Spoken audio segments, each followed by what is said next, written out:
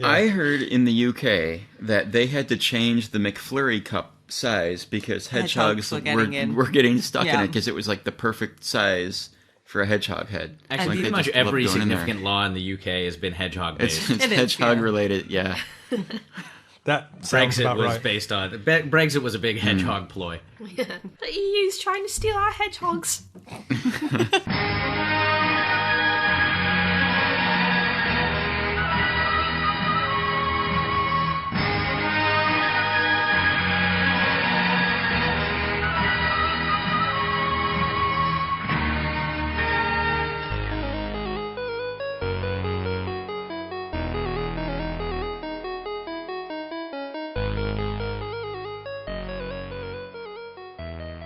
Last time on Polymorph Self, Brexit was not about hedgehogs, and I don't sound like that. Although, if you're one of our American listeners, you probably just heard, I say Brexit is not about hedgehogs. Last time on Polymorph Self, our heroes were under the Obsidian Temple, where they had fought the dread carrion crawlers. They used one of the Mind Jammer helmets to prop up the heavy portcullis, but it popped out the other side, and they lost it. They emerged outside, showing a long rope bridge stretching out into the vast excavation pit, reaching the side of the monolith, a huge ancient tower, and, perched up above, the wounded and angry blue dragon. The battle ensued, and various expressions of running away happened, but Bjorn heroically leapt onto its back. Hjani shot it with an arrow, sending it and Bjorn crashing through the bridge. Hjani held on, and Billicus used a wind wall spell to cushion her fall as the bridge smashed into the side of the tower. Finally, Bjorn stayed on the dragon as it flew back to its lair, and he quietly covered its nose and its mouth and put it to sleep. Aww. Okay, so you are at the bottom of a huge shaft, a core down the center of the monolith. You're sitting at the bottom of it where it is plugged with volcanic rock, and you're in the lair of the blue dragon. You are surrounded by its treasure, which you have just divided up, including the magic items. And all on the walls of the shaft, leading hundreds of feet up above you, is the blue sparkling bioluminescent fungus. And you climbed down here. So there is a central pillar which contains the staircase, but the way into it was up at the top and somewhere buried below, so you'll have to climb up the vine and glowing fungus-covered walls.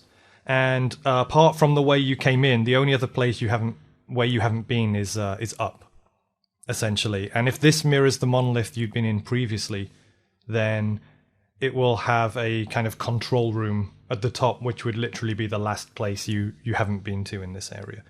So you find yourself down, you're sorting through the treasure. You've recently done that thing where you defeated a whole dragon, although you don't know how it... Only Bjorn really knows how it came to its end, because you kind of flew it down here, didn't you? Yeah, I did. I'm pretty sure I killed 99% of it. I think we've discussed this already. Let's not get bogged down. Anyways, I just want to take care of this, in case we didn't already. Gloves of arrow snaring, guys. Plus 14. Who needs these? They go well with your eye patch. Yeah. Awesome, good. Oh, thank you for noticing my new eye patch. All right, great. Your eye patch is a finely crafted leather eye patch with a fake eye of jade, sort of like replicating the eye stuck into the center of it. But does it look like my real eye? Does Bjorn have green eyes? Yeah, actually you do. It's very fetching. G-R-N. Okay, great. Great. Well, I guess if we're done divvying up the treasure, let's go up.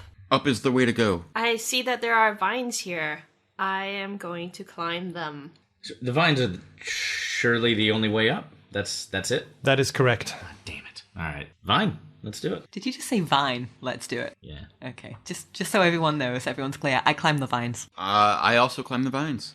After about an hour of carefully climbing up the vines with your newfound haul, you arrive back onto the landing, including the hallway, which kind of smashes out to the outside of the monolith. And you can see the central pillar has a arched doorway without a door in it, just a doorway, and spiral stairs ascending. And of course, this stairs and landing are only sort of wide enough for one at a time. So if you are going to ascend, you will need to state a marching order for me. I go first. I'm going second. Third. Second. Fourth. Seyda first. Who was second? I heard people talking over each other. Bjorn second. Then? Billicus. And Manto. And I bring up the rear. Did you guys see how Manto scaled those vines? It was pretty awesome. He is a good dog for climbing. Yeah. I assumed one of you was kind of carrying him, or he was sort of perched on your back. He's on my back, yeah. He was. He was on your back as you climbed up using your druid skills. Bjorn, did you not find any, clothes for Manto in the pile? We could have got him some. We could put some the eye chains. patch. Wait, that's up to me? Well, you're the one who was in the pile of treasure for the longest. We were all down there together. And yeah, why is it my job to clothe his dog? I was thinking of other things. I have silk rope, if we want to just wrap that around him, and a ball gag. It's kind of weird. Let's go up the stairs, guys. You go up the stairs after a couple of minutes of ascending this dark, tight spiral staircase. It becomes dark, completely dark. The bioluminescence is not seeping in through the doorway anymore. I turn on my bullseye lantern. You turn it on. It does not have you. You fail to find an on-off switch. I open my bullseye lantern. I light my bullseye lantern. You lant it. I lant it. Yeah. I lance my lantern. You light it. Now it's shining. So Seyda leading the way. You go up the steps for another 5 minutes until you come out into, and this wasn't the same in the previous monolith. There's a lower first hallway, and it's very strange. You come out at the end of a long rectangular hallway, which is at least 300 feet to the other end, almost taking up the entire sort of girth of the monolith. And you can see a second staircase at the far end. But between you and it, this room is entirely full, packed like sardines in a medieval sardine can, of people. And these are all people who are like automatons. So they have presumably been captured at one point by the slavers and taken over by the mind flayers. They're all humans with a couple of elves and dwarves mixed in. They're all caked in sort of filth. They've got sort of pallid complexions and greasy hair. Their clothes are like rags. They've obviously not taken care of themselves for days, weeks or months. And they all appear just to be staring ahead and drooling, mind controlled to basic functions. But there's about 200 of them in here. And they're just shoulder to shoulder and packed with no gap, just like a sea of heads stretching to the back of the hall. And they're all open-eyed, but they're just staring ahead and sort of barely shuffling from foot to foot in a massive throng blocking the way. It's quite high-ceilinged in here, by the way, so you can see all their heads going back. And it's very spooky, because if you imagine, you're seeing this by the light, by the sort of conical beam of the bullseye lantern, and it's just revealing within that sort of cone of light stretching out to the back of the hall, getting dimmer as it goes. It's just casting these long shadows and a sea of circular tops of heads sort of lit up in front of you. And sorry, how far are we away from them? Well, as you come up from the stairs, the first line of them is a foot away from your face. Oh, shit. Oh, I tap the closest one on the shoulder. Okay, you take a half step forward and tap it on the shoulder, and apart from, it gives a little where you touch it, it doesn't sort of react in any way, it just stares vacantly ahead, mouth open, drooling. This is really creepy, and I don't like it. I don't like it at all. I put one hand on one automaton's shoulder and another on its neighbor's and try to lift myself up to see what happens. Okay, you do that, and you see that indeed this throng is sort of chest to back, shoulder to shoulder, all the way to the back of the hall, where you can just about see the sort of shadowy shape of another spiral staircase ascending, with no gaps in between. Okay, but it was they stayed in place. Yeah. I was kind of able to balance. You were. Interesting. You are currently sort of vaulted up and looking over the tops of their heads. We're going to stand on something and they're all going to turn all at once and scream at us, and I don't like this. Yeah, I don't like this room. This is creepy. But we can crowd surf. But I give the closest one to me a furtive smack in the head. Okay. Want to wake him up? Take your open hand, you smack it into the side of its head, and it kind of rocks a little bit and then just continues to stare forward. We're good to go. Yeah, I'd say so. I pinch its butt. There's a choice, elven, human, male, female, young, old. It's a big throng in here. Yeah, whose butt would you like? What kind of butt would you like to pinch? Just the closest one to me. I'm not really. Keep in mind, discerning. they haven't been taking care of themselves. Well, I'm not pinching its butthole. She's pinching I its whole misunderstood. butt. I'm sorry. Just a butt. Okay, you just stick your hand into the throng, sort of search around. They're still facing. They're all the other way, facing right? towards you. Oh, they're facing towards Us, okay. Are they wearing throngs? No, wait a minute. The throne song. The action has happened, so you stick your hand in, you kind of reach around the back and you get a handful and you pinch a butt, and there's no facial reaction. I think we're good to go. We might as well just scoot through. Do you think just because like you're an elf and you're famous, you can just do that? Can we send Manto through? Like, can Manto like kind of fit through the legs? There are gaps between the legs, and wolves are kind of if they can get their head through, the rest of the body can get through. So you could let Manto kind of wind his way in there. There's no way to kind of push through them, like they're. You haven't tried. I'm gonna try. I'll try pushing through the first row. You're not allowed to say I'm gonna. You have to. I'm pushing through him. I'm pushing through the. I am pushing through the first row. You're almost there. I've got to crack down. I pushed through the first row. Okay, Billicus gets up to the first row. He pushes between them, and it's really hard because they're all shoulder to shoulder. So they move, but they push into the other ones. So with a lot of effort, you spend a good 20 seconds pushing, squeezing, and getting through, and finally you do that. And now you're like one row deep. Wow, that's gonna take and your forever. Your arms are sort of like right down by your sides. All right, that's gonna take forever. Other people's actions. That's what Billicus has just done. I'm following Billicus. Okay, you do that, and you and Billicus are now smushed in 2 rows deep. Hey, watch it. Seyda and... The only one you have to worry about is Hjani. I use my handle animal to see if I can persuade Manto to do a little bit of a scout. Okay, what's your handle animal skill? My handle animal is +5. Okay, so you have to beat DC 15. Okay. And I rolled a 14 +5.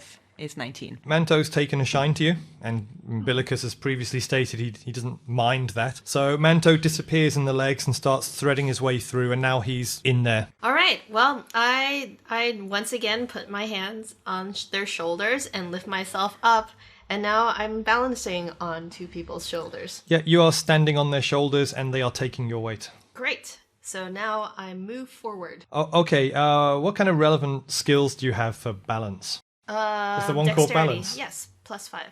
+5. Okay, DC 12 balance check. All right, let's try this.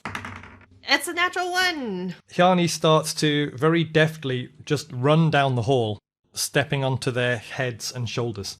And you're all watching her, and she's doing it amazingly. And you see her going down the hall. She gets about halfway, and she misses a step, slips, and sort of dives headfirst into the crowd. Gets stuck in, and now you can see 2 Hjani legs just sort of sticking up, and you can hear muffled cries for help. And you're sort of jammed right in there now. Oh my God, with your legs sticking up. You get your face in some dude's crotch or a butt or something. Yeah, I mean, with quite high pressure. I haven't been washing. And then you feel suddenly something like wet sort of going up and down your face. And you look down and you see Manto. Aww. Manto has found you, and he's sort of licking your face affectionately. Oh, hey, Manto. Ugh. Did he find anything apart from you? No, he seems to have just found me. What does. does my face taste like right now? It tastes like Automaton's 6-month no-wash crotch. Your dog has disgusting tastes. Yeah, I mean, he's licking his asshole all day. I thought you call yourself his master. Billicus and Bjorn. Billicus and Bjorn are now about a third of the way down the hall, continuing this way. Oh, wait, behind us, where we just came from, is that just like an open stairway shaft? They seem to have formed a line, like leaving about a foot between themselves and the back wall and the staircase, yeah. Oh, so like, if I just start bulldozing people back, will they start falling down the stairs we just came up? It's like a circular spiral staircase entrance. It's quite narrow. Well, I never wanted to do that anyways. Well, so. one thing you have noticed is that they are kind of in rough lines, and they do stop at a line by the stairs, so they are apparently under some kind of command. It's not random. Yeah, this is all really creepy. I take a trick from Hjani's book, and I climb my way up on shoulders and start walking. You do that. What's your balance skill? It's a +9. Okay, DC 12 balance check. That's an 8 plus a 9 is a 17. Okay, you deftly run across the heads and shoulders without falling down, and you can either go to where Hjani is or go right to the other end. I'll go help Hjani, yes. I go and I help Hjani. Okay, you start to grab her by the legs, and you feel yourself moving up. Seyda. Sorry, how wide is this room again? Some sort of indeterminate... Oh, it's pretty big. Large, wide hall, which, because your light shines forward, you can't quite see the sides. Okay, I was going to see if I could get to a wall, but I guess I'll just try and up on the shoulders. What's your choice? Up on the shoulders. I climb up on the shoulders. Okay, you do that. What's your balance? Nothing. Okay, DC 12 balance check with no modifier. Roll the dice. Okay. Oh, wait. It's dex. So your dexterity plus bonus. 3. That is a 7 plus 3. Okay, so you fail to stand up there, and about a third of the way you sort of slip down again. You don't fall on your head, natural one style. Oops. You just kind of slip down and get stuck down in there about a third of the way. Billicus. Yeah, this shit's taking too long, so I am also going to try and get up top, but I'm not going to... I also try to get up top, but I do not run across any shoulders. I'm very gingerly crawling on heads. You have to succeed in balance just to sort of be up there. Yeah, so what's your balance skill? 0. So my dex is +2. Okay, so it's DC 12. Roll the dice with a +2. 5 plus 2 is 7. Right, it's a failure, but since you've stated you're kind of crawling and being careful, so you didn't fall down, you're still doing it, you just really slow progress, that's all. Which brings us to Hjani and Bjorn are now standing on top and about halfway down the hallway. Yeah, so I guess I'll try this again. Yeah, Bjorn does not have to re-roll at any point. DC 12. Yep, and my balance was a 5. 10 plus 5. You make it. So now Bjorn and Hjani arrive at the far end, where there is a small gap around a spiral staircase ascending to the ceiling. We should probably wait for everybody, though. Yeah. Okay, Manto joins you. We should probably still wait for everybody, though. Seyda, you want to try again? I try again. So plus 3 with my dex. That is a 9. Plus 3 is 12. Okay, you make it. You climb up, you walk on the shoulders and join the others at the far side. And I give Manto a little pat. You do that. I'm continuing to crawl across and join them. About 10 minutes later, Billicus arrives, and you are all now standing at the foot of a spiral staircase, ascending, looking at the backs of a huge crowd of automatons. All right, let's go up in the same order, guys. That sounds Seyda good. first, me second, Billicus third? Yes. Is that how it went? Yeah. Yeah. Before we do, I just want to check there's nothing around the spiral staircase. It's just a spiral staircase. There's no kind of like automaton switch or... You want to, or you do? I do. I look I'm sorry, around. I'm going to have to rag everyone for this. I look around, I check the staircase. I check the staircase and around the automatons by the staircase for anything that seems unusual. You do that. What's your spot check? My spot check is my wisdom, which is +1. Okay, make a DC 12 spot check. 10. 10 plus 1. 10 plus 1. It's 11. You don't find anything... first of all, there's nothing of general interest there, and also you don't spot anything detailed. Okay, I go up the stairs.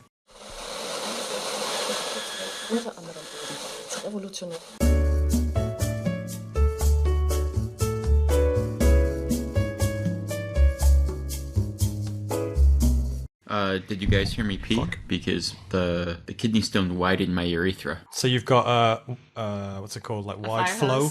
Well, increased flow? Yeah, Is that right? my sperm actually comes out sideways now. Does it appreciate it? Like, is that a good thing? I mean, are they into that, or is it just sort of like, oh, I'm falling out? No, they go like 2 by 2 now. They're marching out. I was going to say, I wouldn't know if that would like focus them on the job or just confuse them. I think they're all really lazy anyway. I mean, okay, Robyn, Seyda. Killing a lot of things during a podcast with a person. it looks like when people put those big things in their ears. It's like that right now. Oh, so you don't pee so much as your dick pukes urine. It just all comes out at once. It's like dumping a bucket into a toilet. Pretty generous wording though. It's like dumping a bucket in a toilet. It's like dumping a thimble. Is this what they call a humble brag, right? It sounds like a bad thing that happened to you, but you're actually sort of implying that you're just you're just riot hosing people with your sperm. I want everybody to know that I have a penis that I can fit a nickel into. Like, I'm very proud of this. I am bragging. It's like It's not humble. It's just an actual brag. No, I was being sarcastic. It's not something that I would be proud of. It's like feeding quarters into an arcade machine. It's like that. You could probably... I'm just picturing inserting coins into my penis now for some reason. Okay, let's hear Seyda one more time. I've got nothing to say to this. This is like, I'm done. I'm And done Bjorn? for the night. Stuff a thumb up that dick. Hjani, I don't want to stuff a thumb up. I didn't dicks. ask you. Hjani, into the mic, normal volume. No dicks. No dicks. Thumbs. No dick thumbs. Episode title right there. No dick thumbs.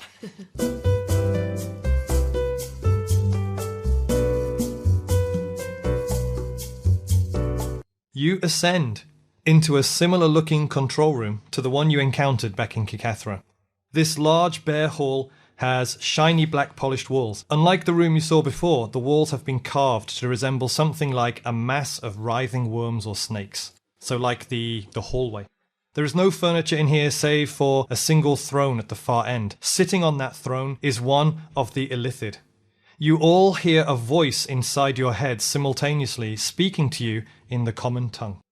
The multiverse is random and cold, and yet, because of its perhaps infinite size, the most remarkable coincidences are thrown up.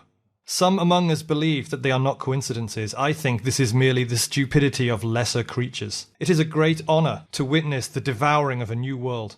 Our history estimates that we are only able to achieve a transference once in 100,000 years, and perhaps that we have only achieved it once before. That we can prove. Many elements have to align, one being that a monolith, such as this, must have been developed at the destination. As you must have seen, I had all but abandoned this site. The key needed to activate this antenna is lost, or destroyed.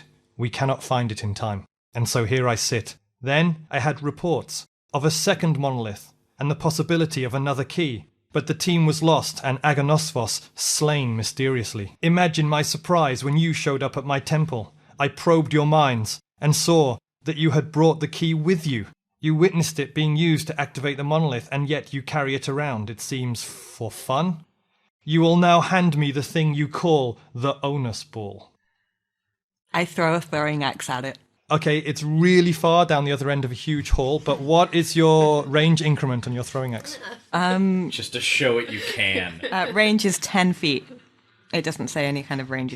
Yeah, what happens is every increment of that gives you -2. Okay. So you'd have to roll a natural 20 to make it. Let's try, though. Okay. A1. Oh, it's going to go into my butt. I'm kind of glad you did this, because this is actually going to reveal something to you. So you throw it weakly, barely making 20 feet in distance. But what happens is very strange. It goes sort of spinning over itself, as throwing axes do, and it suddenly thuds into something you can't see and just hangs there in midair. What's your willpower save? My willpower save is 3 + 3. Seyda, please make a DC 15 willpower save. This never goes well for me. Oh, 17 + 3 is 20. You stare at the axe, hovering in midair. You concentrate and you try to throw off. Something has got a grip on your mind. Something strange is happening in this room. You concentrate and you break free of the spell. You see that between you and the Illithid at the far end of the hall is also a kind of wall of these automatons that has been made invisible by way of a psionic trick cast on your mind in his presence. Only you can see this right now, although you guys can see the throwing axe weirdly hovering in the air 10 feet away. That's weird. I put on the helmet. Okay, I still have. you put on your mind jammer. Suddenly you see the room is full of 100 automatons forming a thick wall between you and it, filling the center of the hall.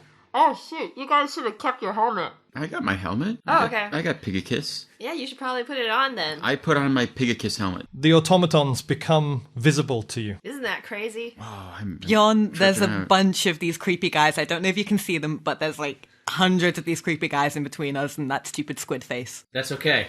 I close my one non-eye patched eye and say, I'm going to fight blind. What's your willpower save? It's 3.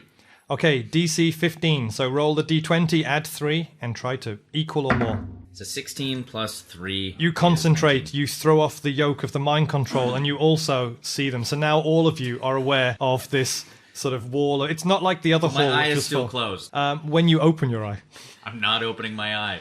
Okay. Bjorn, open your eye. I open my eye.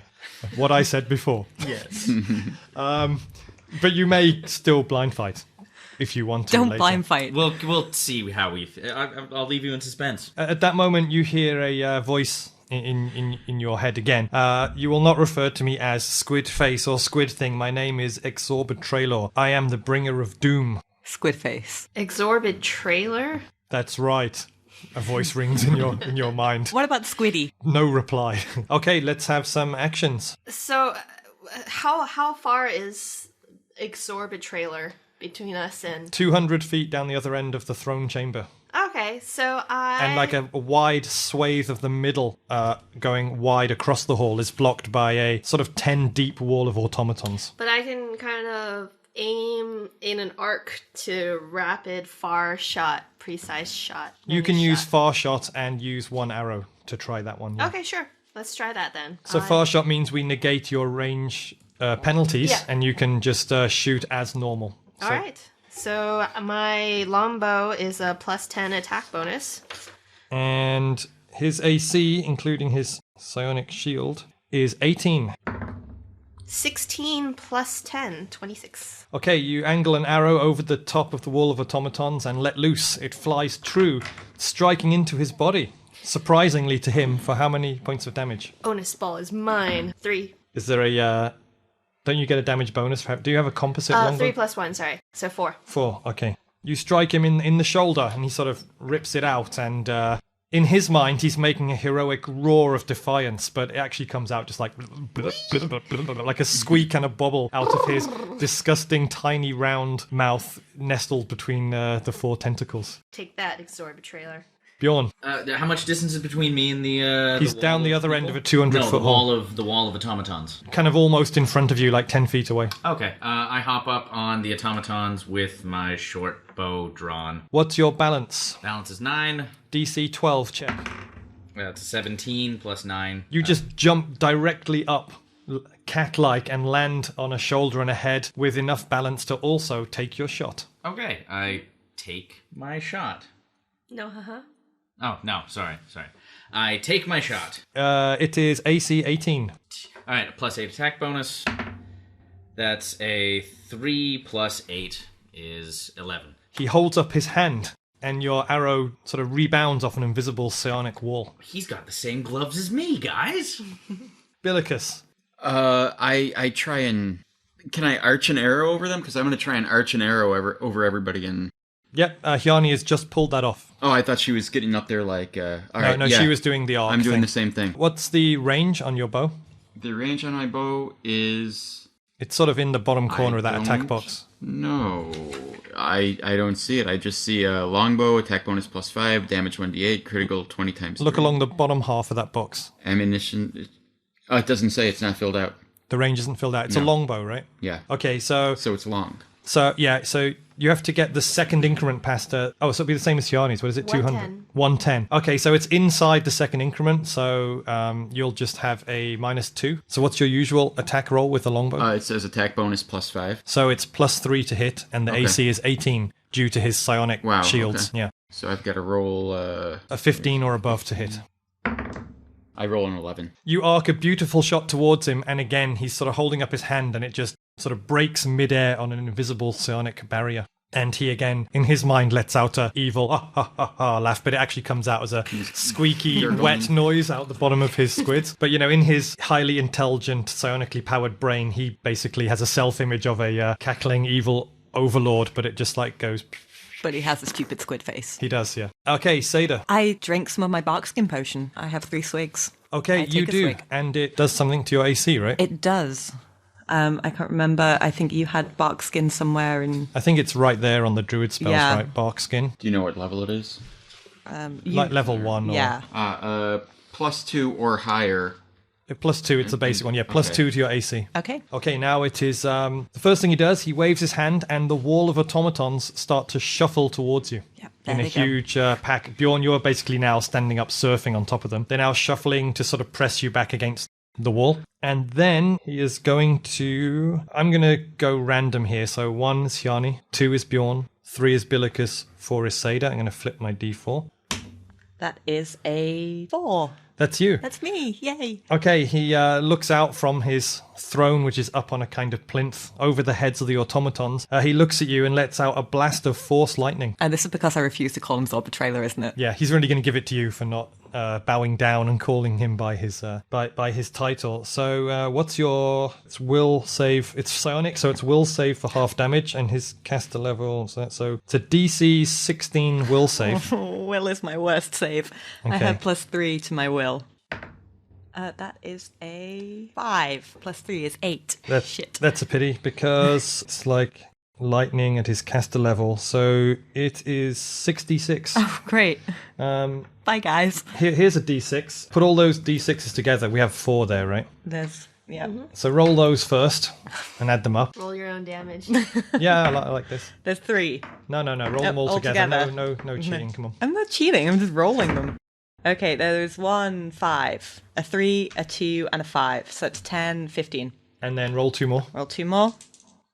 That is a 2 and a 6. So it's 15 plus 6 is 21, 23. Here's what happens is you throw 3 arrows go flying towards him. 1 hits his shoulder, he rips it out. 2 more, he holds his hand in front of them and an invisible wall of sonic force deflects them. And then Seyda's axe stuck into the then invisible wall of automatons, filling the hall. Then he looks out from his sort of raised plinth by the throne, points his hand towards Seyda, and a sort of bolt of blue energy comes flying out, sonically guided, and just slams into Seyda, knocking her back and bouncing her off the back wall of the hall for 23 points of damage, stunning you.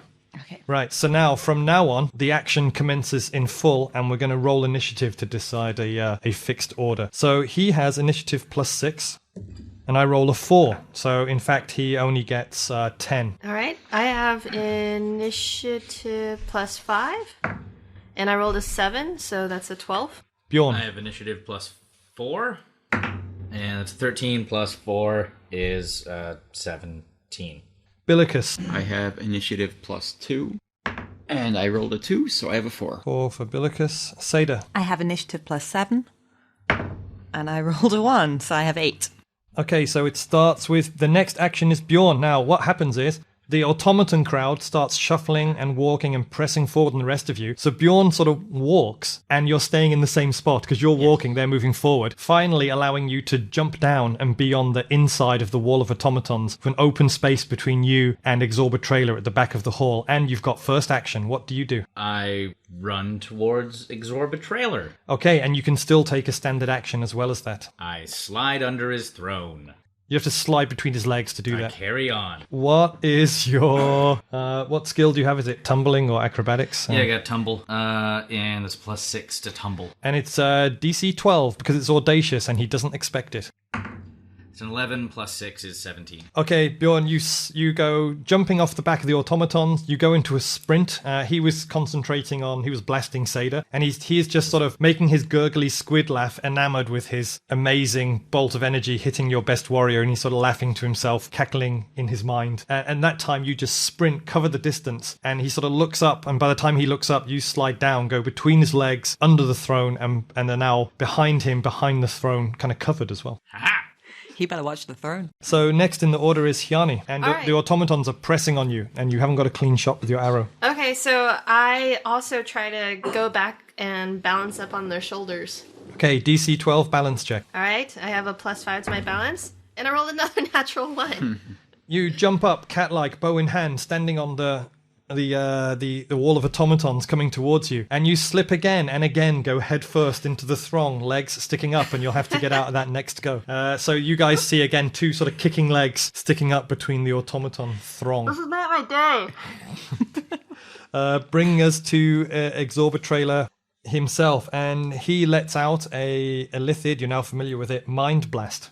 Which means everyone who's wearing a helmet. So Hjani and Billicus are wearing Mind Jammer silver full head helms, so it will only be Bjorn and Seyda. And let me just quickly, while I scan back to the page which has the saving throw for Mind Blast on it, what is... Quick question, though. Yes, go have a quick question. Mind blasts are not like in a cone; they're in like a circle. They were in a cone for the other ones. For Exorba Trailer, they're like way In more a circle? powerful. Yeah. Okay. It is DC 17 will save or stunned for 1d8 rounds. So, Seyda, you have to make another DC 17 will Yay! save. You had +1, right? Yeah, I had +3. +3. Okay, make your saving throw. Okay.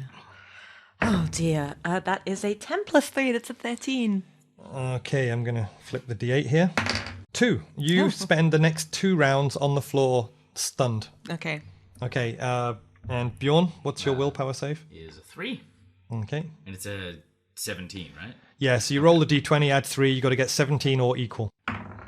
That's a 1. Okay, you come up behind the throne, you say haha, and then you go sprawling to your knees, hands over your ears in pain. For... Oh, lucky you, 1 round. So you just missed the next action. And Billicus and Hjani are unaffected. So that now brings us in the order to Billicus. You are about to be pressed back by a wall of advancing automatons. Oh, man. Okay. I'm going to send... I send Manto, kind of snaking through their legs. He does that. His action is he goes diving into the legs, winds his way through, and pops out the other side, and next round he will then have another action. He's so much better than I am, you guys. And I climb up. I climb up. I climb up. What's your balance? It's terrible. It's nothing. It's nothing. What's your dexterity bonus? My dexterity bonus is +2. So roll d20, add 2, and you need 12 or above. I rolled a 4. Okay, so you don't slip and go head first in, but you sort of jump up and you sort of balance, and you're not going to get across them this round. You're going to be stuck up there. And that brings us down to Seyda, who will now miss this turn, right? That's 1 out of the 2. Not having a nice time. Also, in your next action, you can't do anything. You're going to be trampled by automatons as well. Just Yay. thought I'd throw that in there.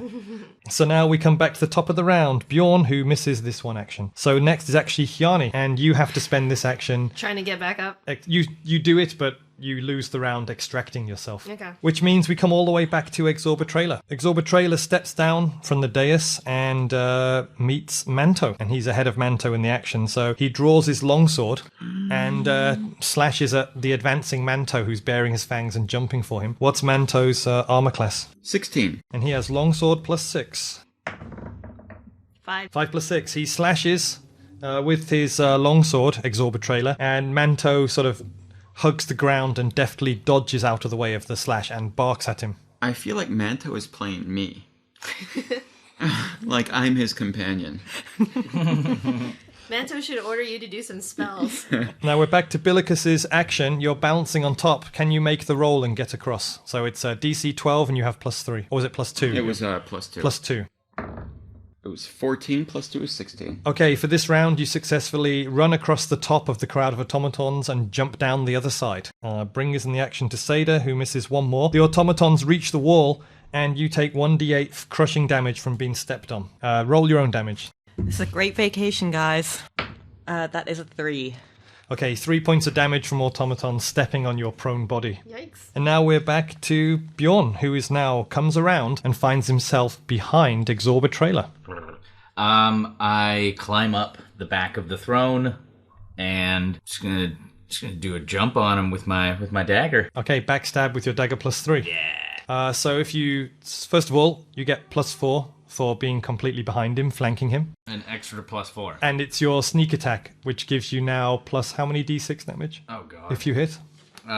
Sneak attack 3d6. So if you hit, you will get an extra plus 3d6 damage.